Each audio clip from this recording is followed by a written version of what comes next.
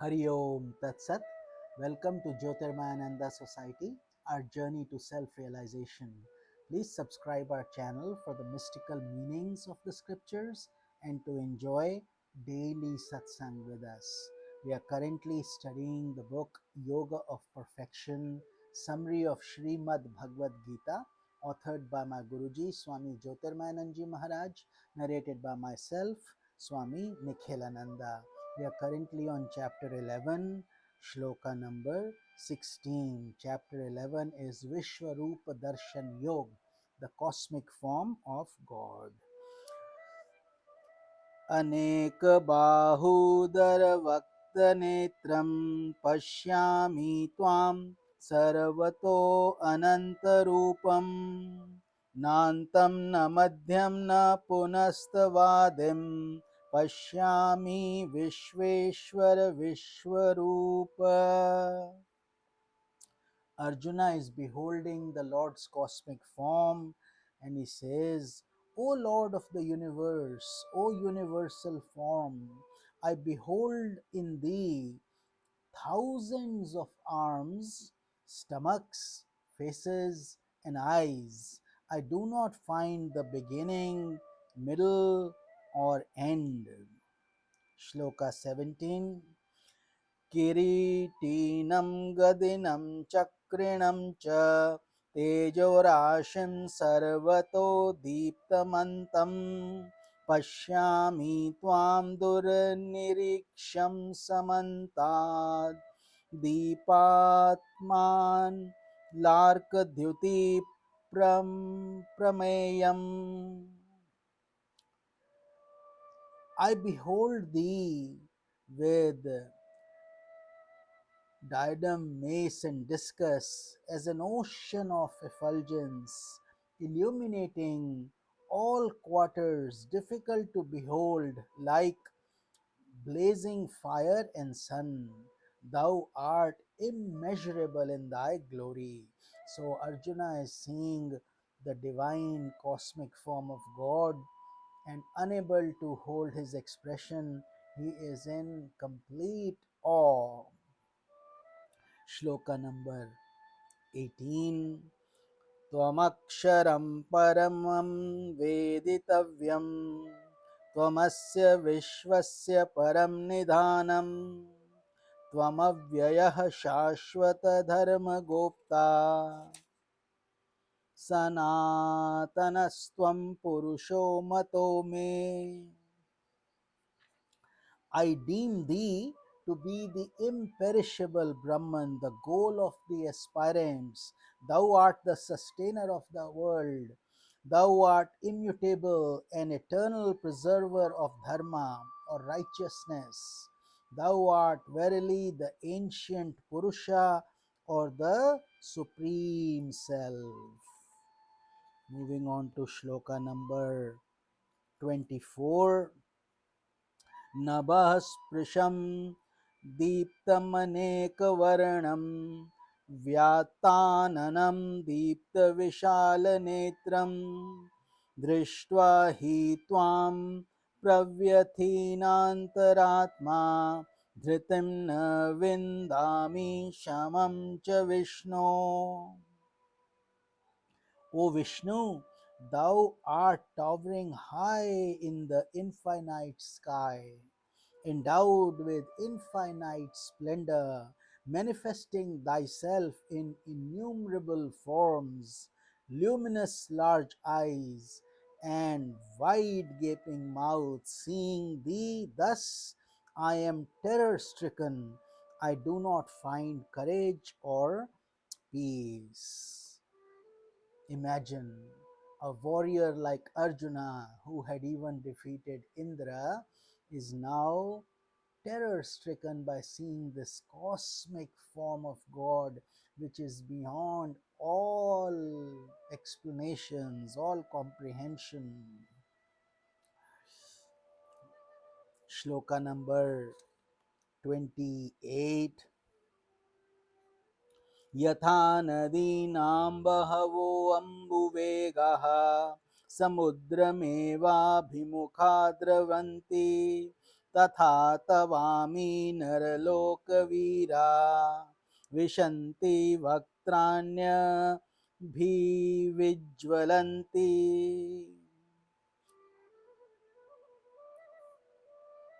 Arjuna says, even as rivers rush to the ocean, even so all these heroes are rushing to thy blazing mouths. Why is Arjuna scared? Because he is looking at what is going to happen in future, in a short while, as an outcome of the war, where there is supposed to be a lot of death and destruction, and they're all going into the cosmic form of God. Shloka number 31. आख्याहि मे को भवानुग्रुरूपो नमो अस्तु ते देववर प्रसीद विज्ञातुमिच्छामि भवन्तमाद्यं न हि प्रजानामि तव प्रवृत्तिम्. Who art thou, O Lord of terrible form? My adorations to thee. Be pleased. I am desirous of knowing thee. I do not know thy purpose. So now Arjuna, seeing this fearful form of God, is asking, thinking that somehow that God is angry. So he is requesting God to come to be pleased again. Because of this warlike scenario, even a warrior like Arjuna, so it is hard to behold that form that is beyond all human comprehension, Arjuna, and for that only he was given divine eyes from Lord Krishna himself. That is the meaning. And now Lord answers, shloka number 32. Shri Bhagavanuvacha कालोऽस्मि लोकक्षयकृत् प्रवृद्धो लोकान् समाहर्तुमिह प्रवृत्तः ऋते अपि त्वां न भविष्यन्ति सर्वे ये अवस्थितः प्रत्यनीकेषु योधाः. Lord says, I am the world destroyer, time spirit or Kala, engaged in the destruction of the beings. Even without you, these heroes will not escape the clutches of death. So he is seeing the God's aggressive form. Just like when a parent gets angry at the child, his form is very upsetting to the child. But the father is not angry all the time. Sometimes he is very pleasing. Same thing with the mother. So here Arjuna happened to see the terrible form of God because of the war scenario, and that scared Arjuna. So he continues, God continues um, in shloka number 33. तस्मात्त्वमुत्तिष्ठ यशो लभस्व जित्वा शत्रून् भुङ्गस्व राज्यं समृद्धम् मय्येवैते निहताः पूर्वमेव निमित्तमात्रं भव सव्यसाचिन्. Beautiful shloka. So now God in his form is saying to Arjuna, therefore, O Arjuna, stand up and acquire fame by conquering thy enemy and enjoy kingly glories. I have verily destroyed them already. Now be a mere instrument. Beautiful shloka. God is guiding Arjuna.